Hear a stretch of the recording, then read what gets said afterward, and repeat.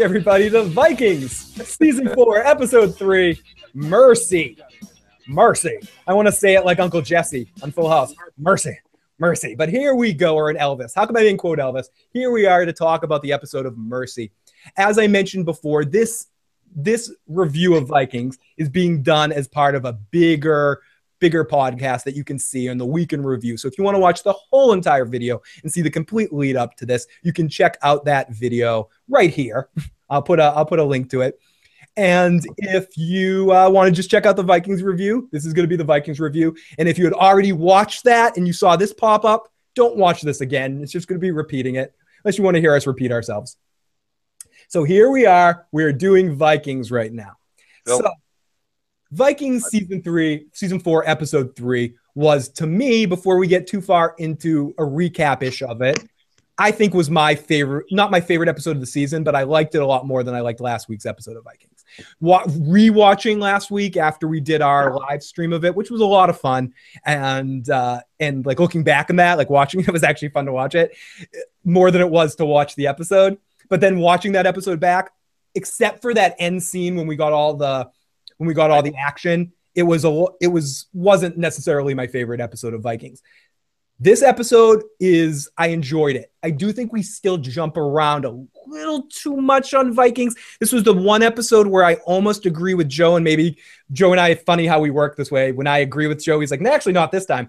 But this is the time I agree with Joe that I feel like I didn't get enough Viking stuff in this episode to a minor extent. They got 4 different story locations. Awesome story. And I just want to make it clear, 4 awesome story locations. Correct. I wish they would focus on 1 or 2 at a time and give us bigger, bulkier episodes of Wessex, give us bigger, bulkier episodes of, like, I would have been okay with not having, like, the amount of stuff we've gotten with Rollo could have fit into 1 episode. We could have caught up with Rollo all in 1 episode. You could have left Rollo out of this whole thing until like episode 4. We're making. That's where I wish this show would. Yeah, we're making reference to I'm going to make reference to a Walking Dead episode, which means just all about 1 episode. You could have a whole Rollo episode. You have 20 episodes this season. You could have it be the Rollo episode. The Wessex episode. Like, and I wish this is like I was about to say. I wish they had taken a page from the Walking Dead production book and done a little bit of it like that, because they've expanded this universe so much. They have so many different locations they're trying to clue us in on that it doesn't give us enough of what any one particular fan wants. And I think that particular formula that Walking Dead does would work really, really good with this show. I agree that it would work really well. But I like in this episode that there was less, someone said in the chat, and I agree, there was less of Wessex, and they jumped around a lot more to just different locations, but there was a less of everything in this episode. And 5 actually location storylines. You got Wessex, you got France, you got Lagertha, you got Ragnar, and now Bjorn. And I feel like all of them are interesting, and I like how I guess I like how this episode was paced more than the last one, but there were times in this episode where I felt like, I think Katie might have said this last week or 2 weeks ago, that I feel like the show is preparing us for life after Ragnar and showing us Ragnar in less and less scenes from as time goes on to show us what the show is going to look like post Ragnar universe. And I feel like they were doing that in this episode a lot. But I love and this is where it gets weird, because I'm not saying anything bad against Wessex. I'm not saying anything bad about any of the other locations. When we deal with Vikings Prime, whether it be Lagertha Prime Viking stuff, Bjorn Prime Viking stuff, or specifically Ragnar stuff, I'm a little bit more invested in it in the show. I said this before. I'll say it every show till it happens.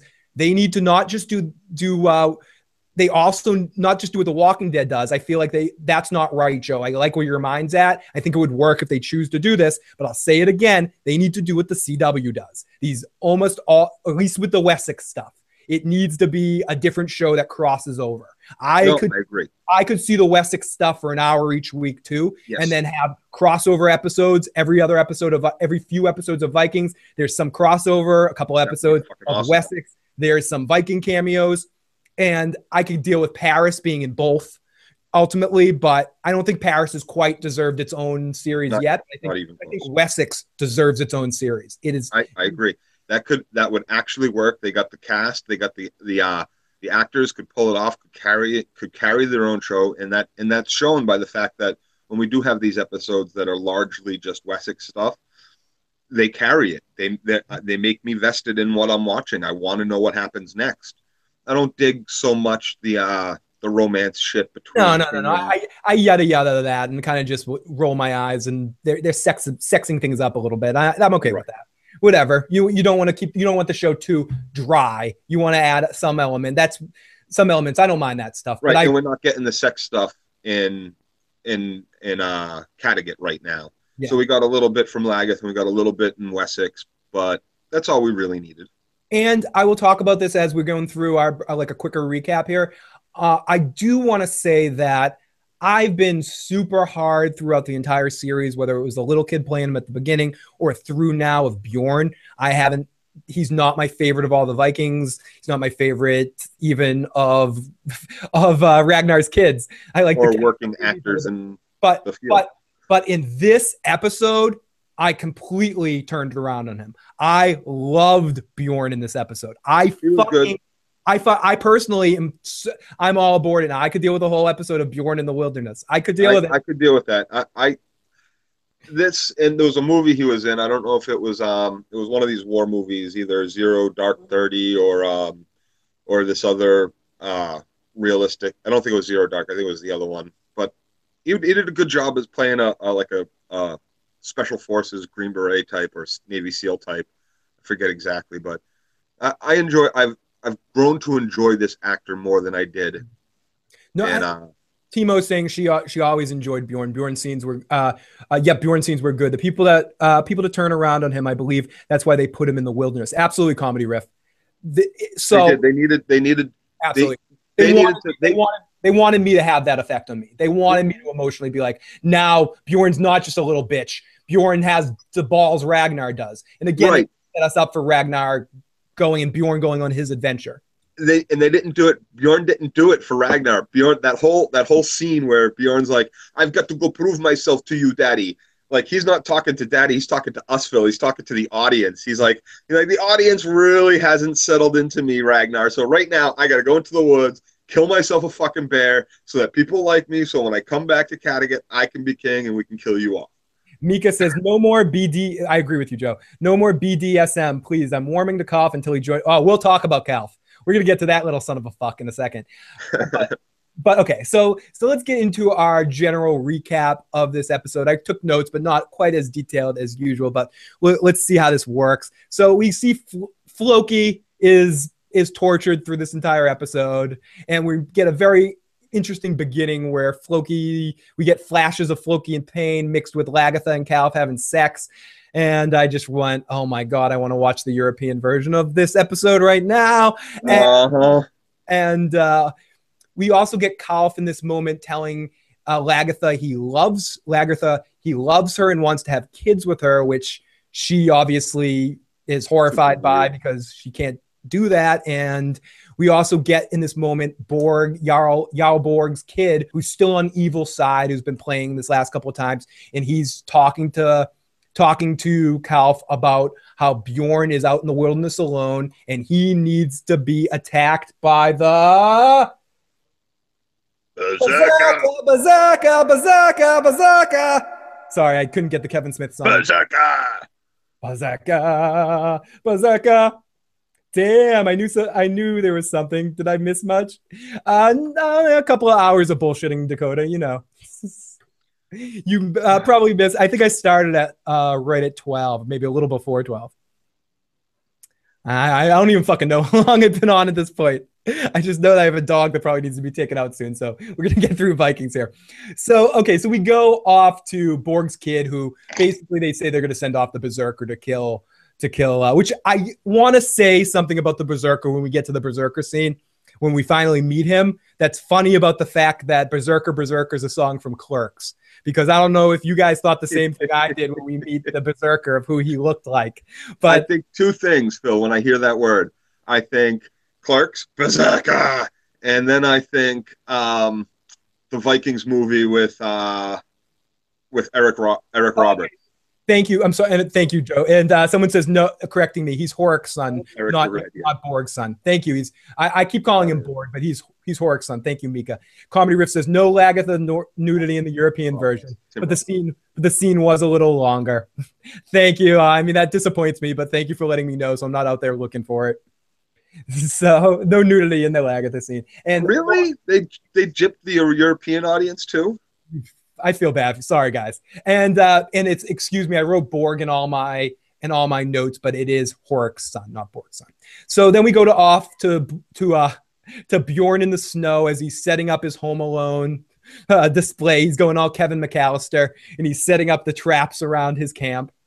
So then we go to FLoki, who tells his woman to leave because he's not worth it. He's trying to get Helga not to have to deal with the situation. He doesn't know that Helga's there mainly not just because she loves FLoki, because she's dealing and grieving with the death of her kid. She hasn't told FLoki about the death of the child yet. She's holding like a bowl over his head to stop the Chinese water torture that's going on. It's quite beautiful. It is beautiful. It's very she's a very loving wife.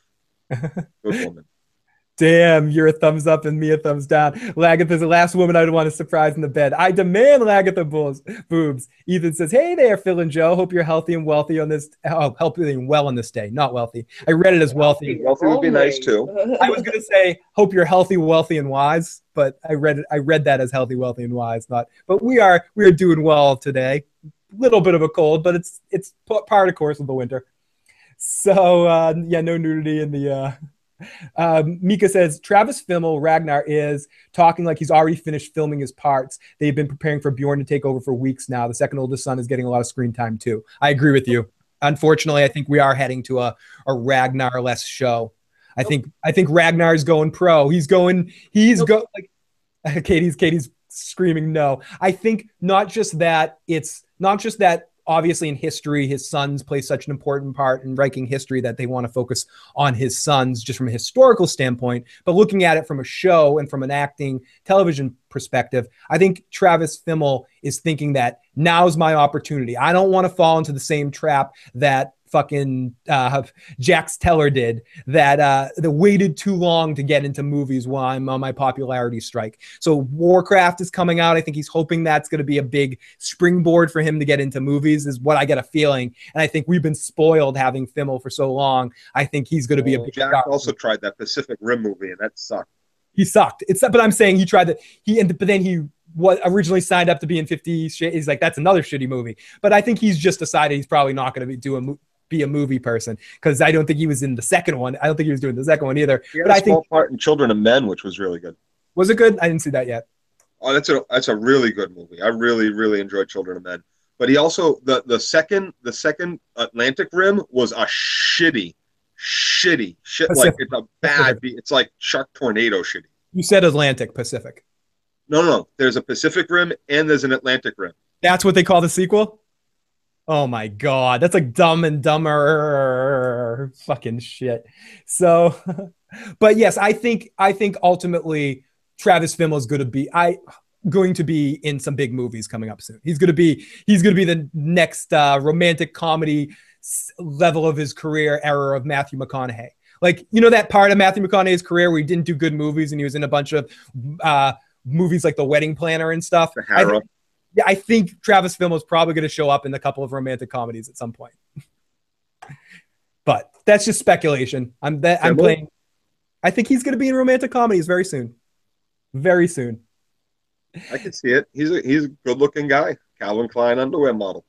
The chat is fucking killing me right now. You guys are awesome. Judith was nude in the show. Don't mention Dumb and Dumber, Phil.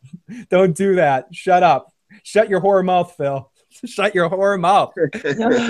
Okay, so we meet, and then here we go. FLoki tells his woman to leave. Here we go. We meet the Berserker, who Kalf sends to Bjorn.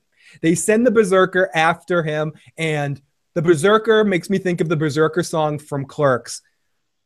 I'm going to say it. I'm not going to play the guessing game thing here because I just want to get this right out here. The Berserker, to me, the way he looked like Brian from the Comic Book Men. Like, next time you watch this, his eyes and the way he looked, the beard and everything like that, to me, the actor looked like if he started taking steroids and grew maybe another few inches and lost 100 pounds. The way his face looked. So it was just a funny in my notes I wrote, oh my God, Berserker, Berserk. Oh God, did I create that myself? Because he looks like Brian from Comic Book Men. I thought he totally looked like Brian from Comic Book Men. So. Yeah, no, you're saying it, me thinking about what I saw last night. Yeah, I'm thinking. Like next time you watch that episode, look at his eyes. I don't even need to. I can see it. I just keep remembering Brian at the convention, taking pictures of all the girls' bums and downloading onto his computer. People are bringing me the task in the chat though. Please, no Ragnar in romantic comedies. I know. It's horrible. I think it's just something I unfortunately see. I hope I'm wrong. I hope I'm fucking wrong. I would dig it. I like romantic comedies. I dig what's that guy's name that we like there? People say, though, Mika has a good point, right? No romantic comedies for Travis, please. He's gorgeous, but I want to see him do action fantasy. I agree with that. I just don't know how good this is my mindset for it, okay, guys? I don't know how good Warcraft's going to be because video game movies fucking fail. I think that movie's going to fucking fail and dissuade him and make him want to try something differently, especially when his character's killed off in Vikings. So he's going to try to do a big hit whatever type of movie, or he's just going to get offered a big part in some big romantic comedy that he can't. If not romantic comedy, it'll be like a romantic action, or romantic, like a spy romance movie. Yeah, spy movie or something like that. I'm not saying it's going to be bad. I think he could be in a good one. I think there's good ones and bad ones. But again, I'm talking completely out my ass. I am pulling so much shit out my ass and playing speculation bullshit. He could be on Vikings the next 10 years. Well, he's gonna continue his career. He's gonna want to continue acting. There's good money in it. It's good exposure. He's gonna want to continue doing that. It's something he enjoys doing. So there's gonna be a variety of roles in his future. He's not going away. The work he's done on Vikings is just fucking phenomenal. Producers and directors are gonna want to work with this guy. I want to make it clear what I'm trying to say exactly. I think he's going to be a big star. He is. He's going to be huge. He's going to like Vikings. People don't know about this show still. They're like, oh, I've heard of. He's making fun of it. He's going to be. He's going to be a big star, Katie. That's my favorite boomerang line. Not boomerang. Bowfinger line. Yep. You're going to be a big star. He's going to be a big star.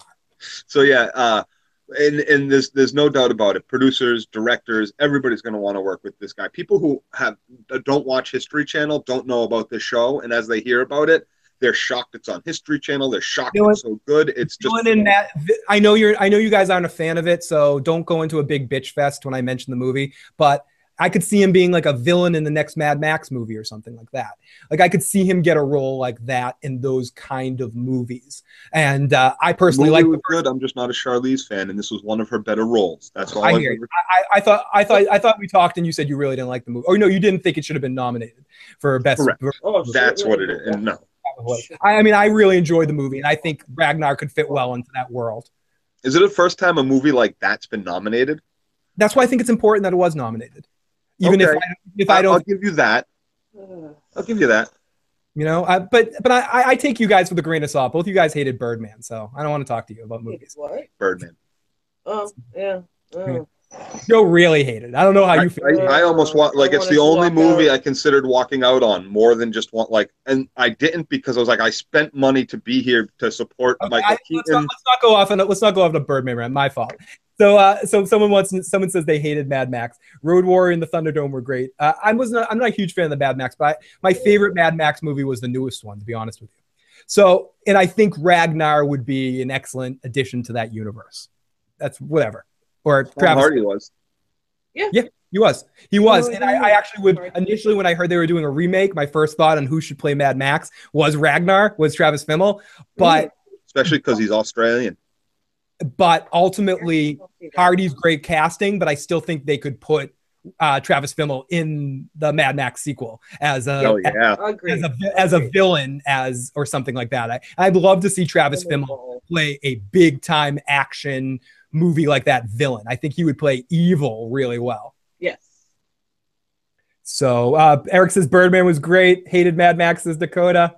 The only movie I ever walked out on was Twilight, says Sam. I had to take a friend to distract her while other people were preparing for a birthday celebration. A cowboy role for Fimmel, says Dakota. That might be interesting. That's he is a rancher. Yeah. He does in his regular life in Australia. That'd be cool. His family owns a ranch there, and he works it when he's not out doing modeling shoots and filming Vikings. Yeah. Joe, I just realized where we're going to get that out in. We're going to do a Birdman Birdman in-room watch, or what we did with the Vikings review with Birdman. I want to make you watch that movie and talk, and then do a recap through it, and we can finally get all of this exercised. Okay. Oh my God. Now, the one thing I've said about that kind of is excited Zach about it. was the shining spot in that movie. So we go off to Paris in sexy time in a religious ceremony. Can I just say how awesome the Paris scenes are? And the actor that plays Rollo is killing it. This woman. Gerard Depardieu as Gerard Depardieu. With his brushed out hair. Just shoving the food in his fucking mouth. Everybody's cutting their fucking pork chop. He's like ripping the leg from the fucking beast itself, jamming it down his throat. I totally get him. That's always been that me. Is how Katie eats it at Thanksgiving dinner. If she ate meat, I don't go out to eat. You should see her ripping at the potatoes. She doesn't wait for them to be cooked. You're supposed to enjoy your food. Brains in The Walking Dead. She's like, brains. Exactly. Veggie brains. Rollo is just so amazing in these scenes, playing the Duke, and you just really feel for him. And he's also it's so funny, but it's also and this is amazing considering how down I was on Rollo at the end of episode 1 with the shit he was doing, or with turning on the Vikings and stuff. But seeing him in this context, you really feel for him, and I feel like the actor's doing exceptional job at playing this funny, and they're playing these scenes for comedy, and they really are playing them for comedy. But then when you see him and Odo talking, or in the scenes where he's trying to learn how to read, you get it. It's gotta be tough for him. It's completely alone. You feel for him. No one who speaks his language. I still am confused. Like, they're like, we can't let him leave. We need him to defend Paris. It's like, at this point, he's just one guy. At this point, you can barely communicate with him. At this point, if you don't want him to leave, why haven't you just fucking murdered him yet and given your daughter what he wants? That way she doesn't have to be divorced. She doesn't have to be tainted. She's a fucking widower. She never has to fucking marry again. Good point, Joe. I think because he likes having the big bully in his corner and thinks Rollo's going to be able to protect him from Ragnar. So I think Odo's got it in. I think Odo's going to have I don't know. You can't speculate about history, but then again, this isn't exact history, so there's speculation that can partake. It is a television show. So 7 cents. Dakota says, I only liked Birdman because of the drumming. I do. Last word on Birdman for now. I think I was partial to it because I love anything Michael Keaton is in, and seeing go back from Michael Keaton, I thought he was awesome in it, and I actually really liked Edward Norton in it too. And being involved in so many theatrical shows, so much of it rang true to me of how actors really act. And I enjoyed those aspects of it. But then, enough of that. Off to Paris and sexy time. Rollo's eating. It's just funny. We talk about someone being beheaded naked, whatever. She tries to turn it all on Rollo, and I just love how she just hates Rollo so much. I will never be your woman. You woman, you my woman. She says, I want a divorce.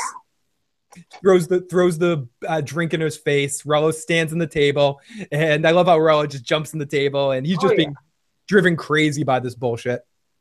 Well, they're having they're having a saint feast. I forget what saint, but that's what they were talking about. Why they're having this whole dinner. Yep. And she turns it right into like, that's how I am being treated by having to marry this savage. I'm a martyr. And he has no idea on the pyre of this savage. And he's got no idea he's got an idea what she's saying, but he doesn't know exactly what she's saying. So he tries to like calm her down a little, and she just fucking douses him with wine. You fuck. You my woman. You my woman. So I will never be your woman. I want a divorce. And she storms out. So then we get the moment where kind of addresses what you were saying, Joe, where basically Odo says we need him. We can't let them get a divorce. We can't kill him. We can't do anything. I thought the king said we needed him, and he was telling Odo. They basically have a discussion about it. Who cares who says what? They have a whole big discussion about it, and they basically come to the realization that they need Rollo against Ragnar. So Rollo's pissed and he goes off. He sees a book and he's kind of trying to read, but I love in this scene how he's just freaking out, trying to communicate with Odo, looking at the book, and he still has the chicken bone in his hand the whole time. Like he hasn't dropped the chicken wing. No, man, he's eating. No need to stop a good meal. Eating. It's like one of those things where you forget you have something in your head, you go to do something else. He walks out and he never eats it. He just holds it. So Rollo wants to learn. He basically, in case he needs to beat someone to death with it. Yeah, and not Odo. Him and Odo converge and they talk, and Odo basically understands that Rollo wants to learn the language. So we check in with Odo's girl and the Emperor, and he tells the Emperor that Rollo will stay. And Odo's going to help him find someone to learn to read. So we go over to Helga and FLoki, and she's taking care of him. And FLoki's all naked and hanging. And Ragnar shows up. And he almost looks hurt by seeing it all. This is why when we get to the end, I think he let him go. Yeah. And he sees that Helga's taking care of him. And FLoki's all naked. And he asks Helga if he told FLoki. Not exactly. He doesn't ask. He knows yet. You haven't told him yet, have you? He's asking, you haven't told him. Whatever, Joe. And she tells Helga he needs to know. And Ragnar leaves and walks out. And FLoki's like, what the fuck? What the fuck do you need to tell me? Like, tell me that shit. And she tells him, your daughter's dead. And FLoki is horrified. Torture. You couldn't have killed him, Ragnar, before you told him his kid was dead. But Ragnar shows in that moment that as much shit as he has for FLoki, or whatever, he cares about him and he wants to make sure. Yeah, and I agree with what you're saying in theme, Joe. He was pressuring her, was asking in that way, like, no, like a cop asks, let me see your license and registration. Can I see your license and registration? Like, not asking. If you've got nothing on you, why can't I search you? Right. 100%. Exactly. Don't open the windows. Rolling the hound like they're chickens. It was a sad scene. It was a sad scene. Well, it's important to note too that Helga is still there. Helga is still holding that bowl over his head. Helga is, and when in the later scene, Helga's still there for FLoki. Helga is 100% loyal to him. Though is she wasn't there before her daughter died. When he asks her to let her go before, she let him go. Well, no, she doesn't know if she did. No, we don't. No one knows. We don't know if she let him go. Yeah, we don't know who let him go. It could have been somebody else or something like that. She did have her kid to care for. So there was a point when he gets let go. Well, they go visit him every day down at the beach when he's tied up there. That's when he gets freed, and that's when Ragnar goes to talk to her at the cave. And then at some point, the daughter dies while FLoki's like away and getting put in the cave. Yeah. Or being put in the cave. So we don't know how much time passed. We don't know if she's the one that actually let him go, because her reaction in the episode before when he asked her to let him go was like, fuck you, and walked away. And now, since the daughter died, I think she needs him as much as he needs her in this moment. I think she's there, yes, to take care of him because she loves him, but also she's got nowhere else to be. She's a pariah also. Yeah. Right. And she needs the love, though. She needs the love from the father of the kid that they lost. Yep. So then we go over to Bjorn hiking, and he notices, we get Bjorn and the Revenant here, and Bjorn's hiking. He notices that one of the traps is all fucked up. He sees some blood and he follows it and sees some tracks, and it's a bear. It avoided the trap and he's pissed off. So we go over to Wessex, and Athelstan Light, Applesauce Jr. is showing, where we learn how much he's not like applesauce in this moment. I will teach you how to make the color vermilion, not blue, vermilion. And she asks him about, he kind of gives the history of what happened with the Vikings in that first season when we saw them kind of first go to the church, and we kind of get a little bit of that history and more history about stuff the Vikings done that he has written down. They were talking about the sack of Paris. Yep, the sack of Paris. And she asks if there's been a Christian fighting alongside him, Athelstan, if anything's been said about that. And this guy basically says what we've seen happen to Athelstan. Well, if there was a guy like that, and I knew about him, I'd kick that dude's ass. He sucks. Yeah, he should die. He should die. So then we hear Eckhard. He hears about Ragnar faking his own death. We see him and Judith talking about Athelstan, and we get Eckbert telling her that she's God's vessel, and basically throughout the episode, Eckbert's just seducing her and macking on her. Okay, so over to Rollo learning to read, which is another one of my favorite episodes of the scene. And both teacher and student, you can tell, are like, this fucking sucks. This isn't going anywhere. He's trying to teach him Latin, I think. It sounded more Latin than French, too. I'm delighted to make your acquaintance. And Rollo is just like, fucking blah, blah, blah, blah, blah. He goes into his best French person, bad French impression. We blah, blah, blah, blah, blah, blah, blah, blah, blah, blah, blah. That's what I said. That's when he sounds the most and looks the most like Gerard Depardieu, too. He's like, oh, my daughter, no guy will have sex with you. I'm drunk, D'Artagnan. It's just I can't even hang myself right. Yep. So that then was funny. That was pretty funny. So then we go over to Mercia, and P.S. just watched a Gravedigger video. Can we talk about Game of Thrones stuff after Vikings recap? Probably going to be cutting it off after the Vikings recap. Maybe talk a few seconds on the outtake, but we're reaching the past the 3 hour. We're coming close to the 3 hour point here, so cut it at some point. So here we go off to Mercia, and we get to see Princess Crazy Pants and Athenwolf, and he forces her to eat because she needs to survive. She's protecting. It's freezing out. What do they eat? Is that just like a piece of shit? No, it's jerky. It's probably some dried beef or dried pork or something like that. You know what? I'm sorry with the bad French accent thing. Someone in the chat said they're all doing bad French accents, or all French accents are bad. It reminds me of that part in History of the World where in the French Revolution section, we're just like, we don't even have a language. We just speak in this stupid accent. It's good to be the king. It is good to be the king. But yes, maybe a few seconds. I know people are hungry for some Game of Thrones talk. It's coming soon. Han, jump the queen. Everybody. Gang bang! The queen. So we go back off to Bjorn at the shack, at the love shack going on, and he finds some ale, and he's excited, and he drinks it, and he's happy, and he's yummy, and he gets more shit-faced than I've ever seen him. We see an amazing, I cannot say enough how I love the green sky visual thing that was going on in this scene. Aurora Borealis. Did you say Aurora Borealis? Yep. Yes. Oh, fucking amazing shit. Just totally beautiful. I wonder if that's actual footage. I probably not green screened. It could be real, yeah. Like that. All the scenery in the Bjorn, all the backgrounds were absolutely stunning. When he's out on the lakes and trudging around, I'm just in awe of the beauty. I just want him to put a hood and a scarf on. At one point, he needs to put some fucking socks on. Oh Jesus. My goodness! What do you? Yeah, and I forgot that too. He's walking around barefoot out there and stuff. Or after the fight with the bears, when it really pisses me off. Yeah, so, I guess your adrenaline's still going. You don't feel your feet at that point. You just burned holes in your chest and shit. No, you're not even talking about the main problem. The main problem when people fall through those types of holes is finding their way back up. Yeah. No, when he jumps in the lake. Yeah, when he goes for his little swim. When he jumps in the fishing hole. When you jump in those fishing holes, it's not that easy to come up. Well, I think he did it. It's twilight, so he does it. So when he everything's going to be black except the hole that he's got to come out of.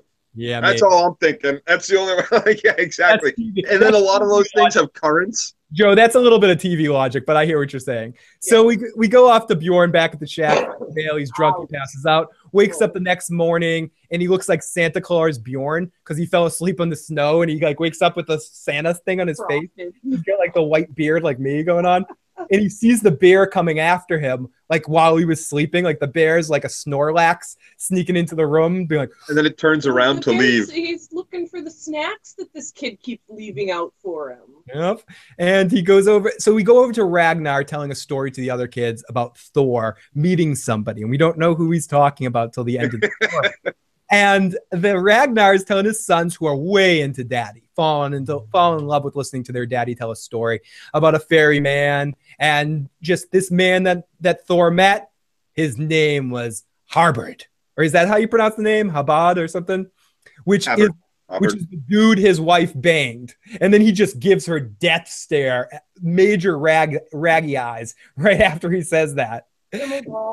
And then he bites the fish right after he says it and gives her the fuck you look. Bites the head off the fish, yeah. Yep, bites the head off the fish. I fucking love that. There's fish guts hanging off his mouth and stuff. Oh, it's fucking beautiful. It's fucking beautiful. The son asks if he's ever met him, and he says, I haven't. Maybe your mother has, though. Son asks dad, will I go to Paris with you and fight when Bjorn gets back? Blah, blah, blah, blah. And Ragnar says, we don't know if Bjorn will be back, or kind of, you get a feeling like he's thinking that or anything. So then we go to Bjorn, and it's the fight time. He's stalking the bears. He charges it. Like, I don't like how he with charges a knife and a hand axe. And a hand axe from the front. He doesn't even try to come from the behind of the bear. He goes right at it, and the bear swats him, and he stands up to him. And this bear is well trained. I don't know if it's a CG bear. I'll have to check into it, or if it's a trained bear. It's a very well trained bear to kind of stand up all the time. And I'm going to go with it being a real bear. And he comes down, and it stabs him in the side, and he stabs him in the head, like, and axes it to the head like 3 or 4 times as he screams. And right as he's screaming and killing it, Ragnar sees a crow fly past, and you almost, this is anticipation, not, well, analysis of what you think. And I guess it all depends on how you read into it, because to me, I read into it in the moment that Ragnar thought his son died. But I think maybe he thought that, now that I watched it again, I think maybe he knew that Bjorn survived it, and some part of him was upset about it, knowing that Bjorn really doesn't need him. And I think part of his jealousy, I don't know, however you want to analyze this, Ragnar got a vision or felt something in this moment about what happened with Bjorn. Okay. Something big happened with his son. And I got to say, too, the story that he's telling is about Habard, who is supposed to be one of Odin's forms. That was like 3 scenes ago, dude. We're on Bjorn. No. It's important because of Odin's crows. Odin has 2 crows that he has. So he's telling this story, and then it goes into Bjorn, and then we're back to Ragnar, and the crow flies overhead. And kind of ties it all in together. Well, yeah, crows are very big and symbolic in those cultures, too. And even, like, down to 1 crow flying to the right of you means something, and 2 crows flying. Like, it's very... The crows are very deep and symbolic in that culture anyway. People want to point out, and I know you guys actually posted something about this week on Facebook about the raven's not the same bird as a crow, and a lot of times they get lumped in together. And someone said it's a raven. Someone said it's a raven. I understand. It's one of those things that I'm so conditioned to that I couldn't correct myself now if I tried. I'll probably always call blackbirds crows, but we are aware that they are different animals. Yeah, taxonomically they're related. They're just not the same species. Someone says, "Oh, yeah." Tim is saying, "Damn it, raven, not crow, guys. Odin has ravens, not crows." Come on, it's a bird, right? It's like calling a tiger a cat, or a puma instead of a leopard. All tissues are not Kleenex. Not the same deal, says the chat. Says Tim in the chat. So he's stalking it. The bear's like the fuck, but he ends up killing it. I'm sorry, I called bullshit on this. I was like, really? This dude with a knife and an axe, he's gonna go fight the fucking bear? All right. Wouldn't the first swat kill him? That's what I said. I was like, okay, oh no, it would have like probably broke every bone that came in contact with the swipe. Not only that, the claws would have, like, you see a little bit quick after he like burns himself, but he would have been like completely hacked open. Like, just to absolutely, Joe, 100%. And just to go to Tim says it's not the same deal. A tiger is a cat. It'd be like calling it a bird. But I would say a better description to further Joe's thing, it'd be like if I called a liger a tiger, or a puma. Instead of calling a puma, you called it a leopard. It is a leopard, but it's black. Its spots are hard to see. It's a puma. It's a leopard. But yes, but Joe does know that Odin is surrounded by ravens, not crows. Not puma, panther, puma, leopard.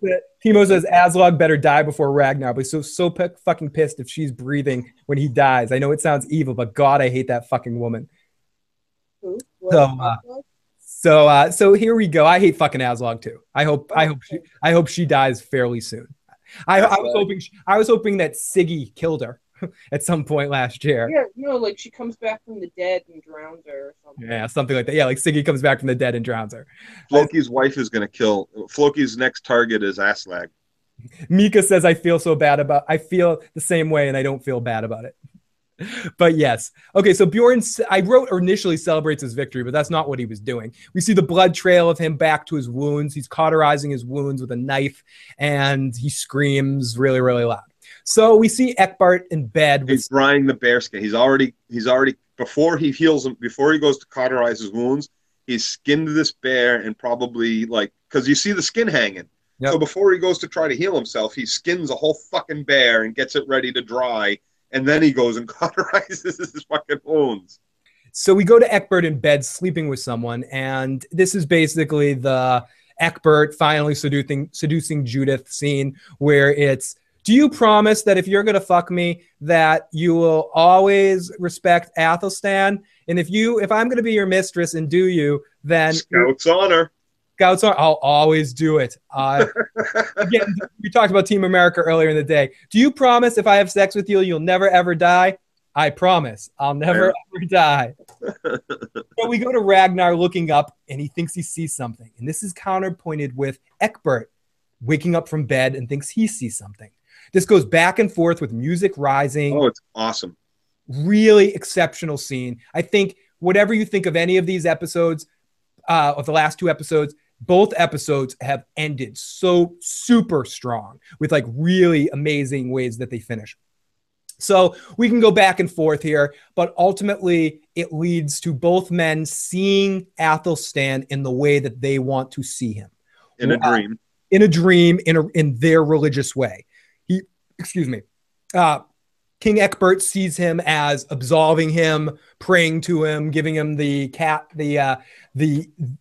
kind of saying goodbye in that way. Ragnar says goodbye to him with the water, with the bowl of water and all of that, which goes to Viking rituals and things like that. So it's and it also ties in. Well, it also ties into the baptism, the water. Yes, the baptism in the water and everything like that. So and that's where it comes in, where Athelstan's saying mercy, mercy. Yeah, he forgave FLoki. And that he forgives FLoki in a very Christian way, as he did when he was murdered. He would reverted back to his Christian God. And he forgives Eckbert for fucking Judith and knows that Eckbert will watch his son. Correct. In a sense, I think in that way that Eckbert's going to raise his son as his own, essentially. Yep, I got that too, and I also got with that whole mercy, and how he's.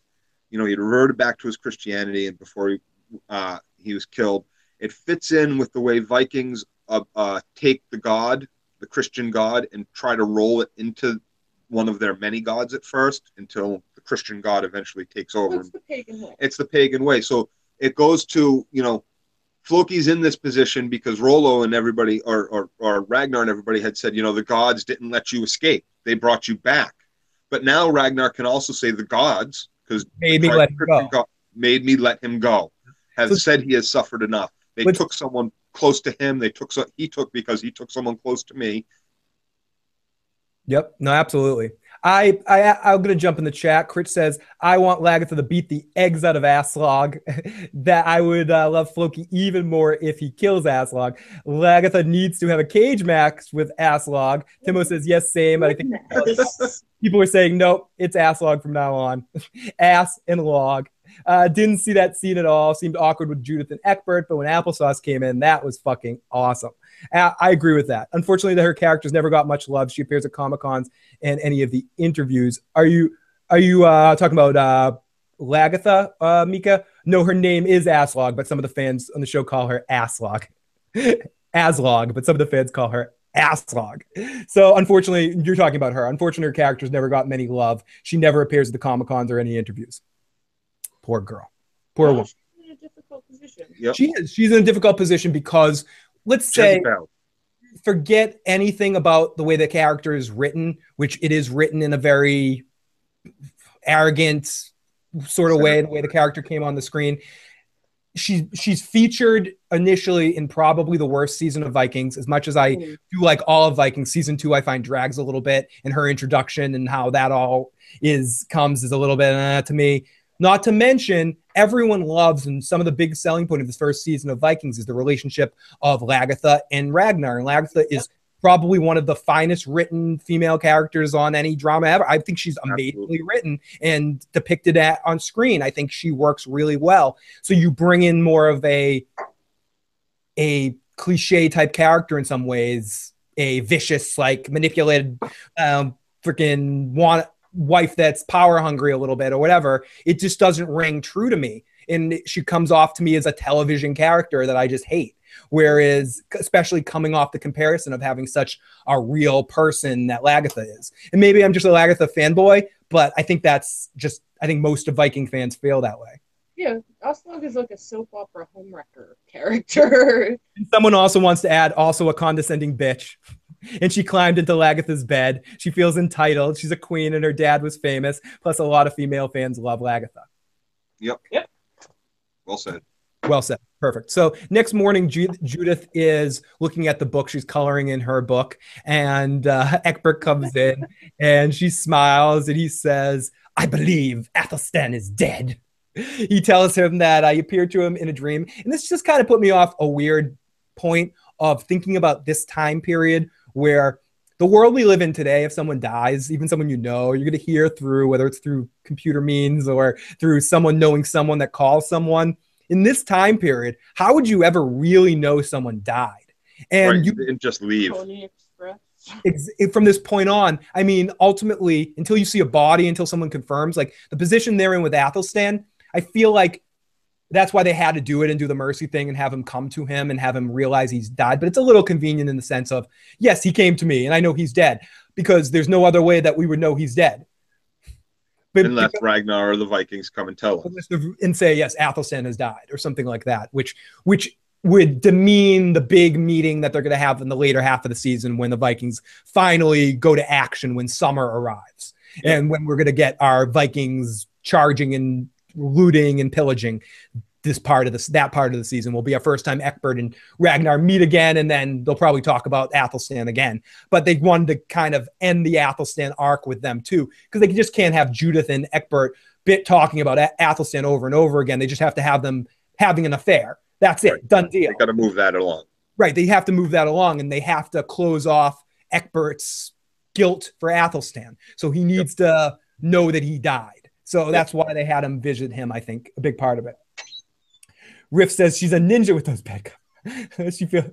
Aslaug feels like she's better than everyone, which makes me hate her more. Lagertha's badass. She's a ninja with those bed covers. Lagertha, bad motherfucker. Lagertha writes on her panties, bad motherfucker. She's got the Sam Jackson wallet on her fucking panties. So then we get the next morning, drew this on the book. We see Crazy Pants and Athelwulf showing up, and they meet back up. Judith and Athelwulf chat a little bit. We get a little bullshit between the two of them. Then we see Queen Crazy Pants, who I want to mention from last week, shot those amazing scenes that she filmed last week while 6 months pregnant. Wow, good actress job. Herself was 6 months pregnant, or definitely pregnant. I'm not sure. I might be exaggerating the months or underselling the months, but she was definitely pretty pregnant while shooting those scenes. I got to say this, like, although, yeah, there's a certain part of woman needs to take it easy when they're pregnant. You got to remember there's millions of years of pregnant women walking thousands of miles and hunting and doing all this shit. I just mean that also, it's very easy for a character like that for someone to say, I need maternity. Get me a stunt. Write me a stunt double, put me in the background of a scene. She's not so important of a character. Like, she had to say, no, fuck you, I'm doing it. I want to do it. Right. And that's awesome. Shoot me differently. You know, it's like a sports athlete that just wants to go out there when they have a broken ankle. That pregnancy is a big broken ankle. Jordan with the flu. Yeah, exactly. Jordan with the flu. She's Good job, Crazy Pants. You get a round of applause. Good job, Crazy Pants, and good job to the actor. Those scenes were fucking awesome. We lost Joe for a second here. Joe just got frozen. I think he was going to say that scene was fucking awesome. He's catching up with us now, and he is back into real time now. Yep, you were right. Yes. I wonder why the producers and writers are making Aslaug so unlikable a week after they thought more people would warm to her. Very, very good question. After Ragnar being, taking it to the level that he probably shouldn't have taken it by hitting her, they probably could have, use that as an opportunity to make us feel bad for her, but instead they put us on Ragnar's side of her, reminding us that she cheated on her husband. Yep. And have her give him an awkward look, a condescending look at the way he's talking to his kids. So no, they don't want us to like Aslaug. They want us to hate her. So we go to the queen in the bed waiting for Athenwolf. She tells him to get in the bed, and he jumps right in. And I'm not worthy. He takes off his clothes and feels really bad and goes into bed with Crazy Pants. Let's not forget, though, that Ragnar screwed Crazy Pants. Yeah, no, he gave her a kid. She has his baby. We see her Ragnar's kid later in the episode. I forgot to mention that when she meets Eckbert, he goes, "Is this Ragnar's son?" And he's like, "Yep." Eckbert's thinking that Ragnar's son is what Paris is thinking Rollo is. But as long as we have his son, Ragnar's not really going to fuck with us, even though we killed a bunch of his men. But we have your kid, Ragnar. This is your son. This is another one of your sons. Look what we've done for you. Look what we've done for you. Who cares if we kill some of those people? It's people fucking amazing. You guys are fucking awesome. People want to also point out that yes, they did film all our scenes from the waist up and stuff, and that is noticeable if you watch it back. And great performances. And I also think that Cersei might have filmed her big scene last season while pregnant as well. I think we talked about that too. Yep, her nude scene walking. Yeah, which is part of the reason why they did a body double for her, because she wasn't refusing to do it, but she had just been pregnant, I think. So we go to the queen in the bed. I might be bullshitting a little bit of that, but so we go to Bjorn walking as he jumps in a hole in the ice and he gets naked and jumps in. He's wearing the bearskin out to it too. This is the only thing that just makes me call bullshit. I talked about earlier. It's really difficult to find your way up when falling in one of these holes. But whatever, it's a TV show. Well, it's the difference being too is falling into the ice and finding your way through the hole you just fell through is different than jumping into a hole head first, where you're oriented and you're expecting what you're doing. A couple people. You got to remember too, falling into a lake, an iced over lake, is very shocking to your system. You're not expecting all that cold. Like he's expecting to be cold. He's expecting to be going in. He's expecting to have to find his way out. When you're walking across a lake and you fall in, yeah, you're disoriented. Maybe you hit yourself. You're starting to freeze. Your clothes are all soaked. He's not wearing any clothes. Yep. No. I hear you. You're also bullshit. Fuck that. You don't jump in a fucking lake covered over in ice. You don't get fucking out. We know Bjorn has more things to do, so he was protected by the script. I understand. Yep. He jumped in. We know from history. History protects Bjorn's ass because he's got script wall, script and history wall. It's not. He doesn't just have the script wall. He has history wall on his side too. He's got a lot more things historically he needs to do. He's not going anywhere. So even though that bear would have fucked him up, and he would have, well, whatever. Yeah, he's already dead. So this is a dream. That's why he's able to jump in the lake, Phil. Timo says, Phil, don't get me excited. Wish we could have seen Bjorn naked. Trust me. Yeah, I know. That's where all the women are wishing that this was the European version for this scene when he was getting ready to jump in. And Timo also points out that a couple of people don't think that that's Ragnar's son, and there's no Maury close by to do a father test. And Ragnar, you are the father. So we go to Ragnar. So we go to Bjorn walking, goes in the hole, stupid. So we go to Ragnar's place, and he comes in, he grabs an axe, and for the first time in a long time, we see Ragnar kind of walking with intent. He walks past Aslaug in slow motion. This is a really cool scene. And I like the everybody's looking at him. Yep, everyone's looking at him. And I also have to point out that I love the music that they chose to use in this scene. It was almost a more modern kind of tune that they kicked in than they usually use on Vikings. It almost had a little bit of a rock pop feel to it. I don't know. It's hard to explain. So, and here's where I got to point out that I don't want to tell anybody out there I told you so. So, welcome to Miami. Coming in the street and the band is on all night and the sun is down. Is that what you're saying? No, it's a quote from Tracy Jordan, 30 Rock. Yeah, see, I'm not 30 Rock. Explain to me. I know. It's very obscure. Come on. I just have, anytime I'm right from now on, I say, I'm not going to say I told you so, so welcome to Miami. I'm the peak, sorry. And I bet more people would probably watch 30 Rock than don't. In the sense, I'm probably in the minority that have never seen an episode of it. I love Tina Fey. I like Tina Fey. I like her comedy. I like Alec Baldwin. He's funny. It's just one of those shows I haven't had a chance to work. I'm not the biggest Tracy Morgan fan, but I do think he can be funny. So, and I heard that's the only thing I've ever liked him in. So I'll check it out at some point when I'm looking for a new sitcom to check out. So we go to Ragnar's place. He comes in. We get the music. I thought you were commenting on the music like it was like the Will Smith Going to Miami song or something. No. Sorry, I went a completely different place there, Joe. So so he comes in there and we cut right before we see what Ragnar does. So before we finish off, Joe, what do you think Ragnar does? Are we all on the same board? You let him go? Yeah, of course he did. Of course he let him go. Mercy. And we see him cut him down. We see him cut one arm down, and then we see him cut another. And I knew that's where he was going immediately. As soon as I saw applesauce saying mercy, mercy, mercy, I knew that it was all tied up. I knew Ragnar knew that his good friend and brother Applesauce had died. FLoki's daughter has died. The gods didn't let him go. They made him stay around to accept that.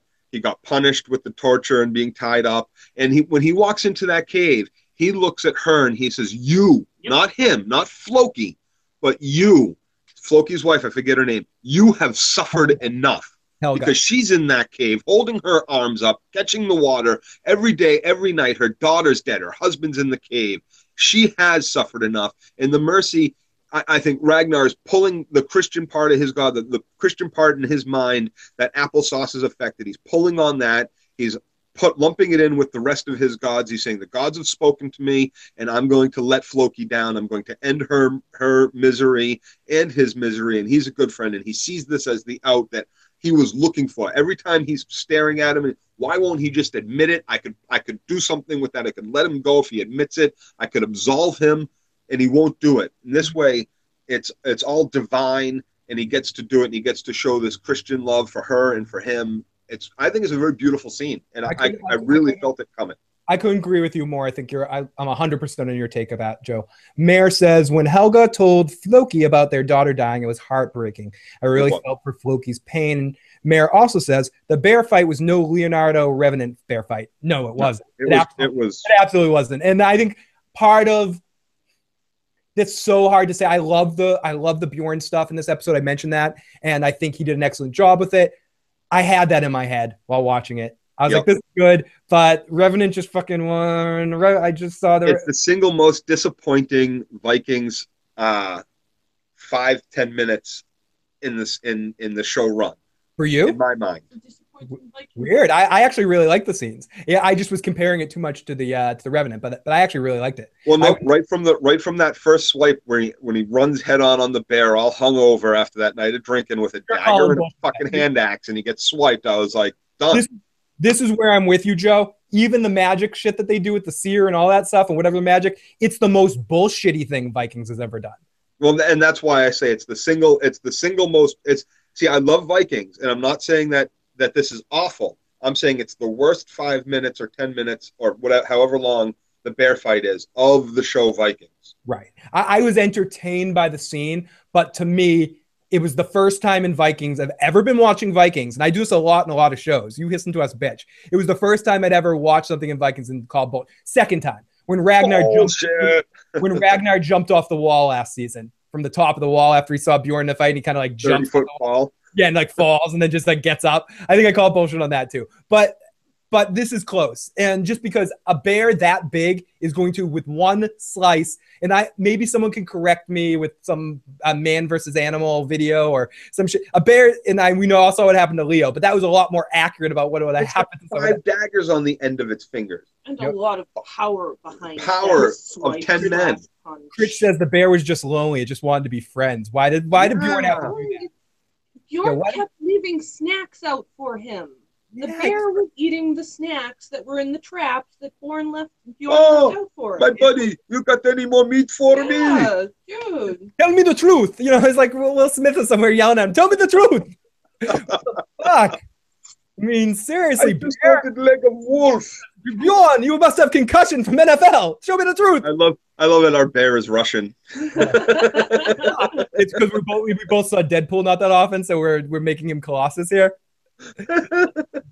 Little Bjorn man, I will get you. Man, you leave me bits of food. Where's more food? Oh, I don't need to wake you. I leave now. In communist Russia, food leaves you. Everybody say bye to Katie.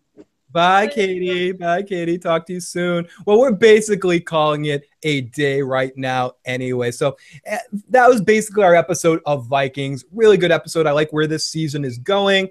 And I generally am really pleased with the first 3 episodes of Vikings. I do feel if I have any minor complaint, it's a complaint that Joe had last week, or he mentioned about Vikings that I kind of disagreed with, that I'm going to say is a minor complaint. That's a good complaint to have. We have too many interesting things going on. And yes. so we need another show. We need another show. You need to give us more. I'm spoiled bitch, History Channel, greenlight that shit. Give us another show, because I also feel like maybe they're doing this all because some big stretch of the season is going to be all with the Vikings. Like when we're getting into our more actiony sections of the season with the Vikings rating and stuff. So they're giving us a lot of this information first so we can get away from those people while we're following Ragnar or following Bjorn on their different raids and stuff. So maybe that's part of the reason, but I think it's an embarrassment of riches on Vikings. I feel like they have so many good things that sometimes they're like, oh my God, what do we do? We have so much good shit going on. And that's my only minor criticism of the show.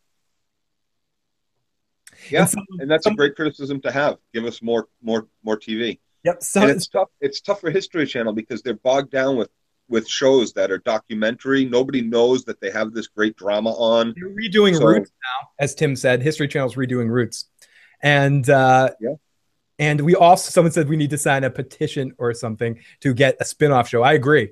That 2 petitions we need to start. Anyone that's good with starting change.org petitions or anything like that, email me at igotissuesman@gmail.com and let's get together. I want to get 2 of those together, 2 of those like petitions or things. One for the Game of Thrones actors to do the first book of Game of Thrones as an audiobook with all the actors reading their point of view chapters, and some other actors doing chapters when people were talking to people, like have Littlefinger and Varys do the scenes where Littlefinger and Varys are talk about.